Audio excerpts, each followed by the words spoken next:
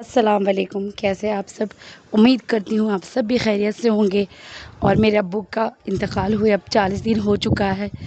دیکھ سکتے ہیں مطلب یہ کہ زندگی کیا ہے۔ دیکھیے آج میرا ابو یہاں پہ بیٹھتے تھے، لیٹتے تھے، اور یہاں پہ آج ویران ہے۔ آج وہاں پہ پارے رکھے ہوئے کیونکہ رکھے میں ابو کو ہدیہ دے رہی ہوں قرآن، یعنی کہ جو پڑھنے آئیں گے نا قرآن خوانی ان کو دے رہی ہوں، تاکہ جو انسان جو پڑھے نا تو ابو کو ثواب پہنچے۔ مرنے کے بعد تو انسان بس ثواب ہی پہنچا سکتا ہے۔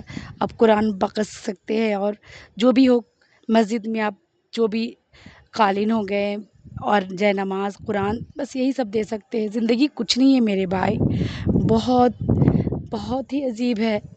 مرنے کے بعد پھر وہ ختم کہانی، اپنا مرنے کے بعد بھی نہ مل سکتے، نہ کچھ بھی نہیں ہو سکتا۔ بس اب اللہ سے دعا کرے کہ مرنے والا انسان کو مغفرت ہو، اللہ سب کو قبر کے عذاب سے بچائے۔ وہ پہلی رات جو قبر میں اتارا جائے گا، پہلا سوال نماز کا ہوگا، تو پھر ہم کیا جواب دیں گے اللہ کو؟ تو اس لیے کہہ رہی ہوں کہ اللہ سے منہ نہ موڑے، جتنی بھی بیزی ہو آپ چھوڑ دیں کام کو، نماز کی طرف دوڑ جائیں، نماز کے لیے وقت نکالیں، اللہ آپ کو وقت دے گا۔ ہم لوگ کاموں میں اتنی مشغول ہو گئے ہیں نا کہ دنیاوی چیزوں سے، کہ اللہ کی طرف توجہ ہونا سے دور ہو گئے ہیں۔ تو نماز پڑھیے۔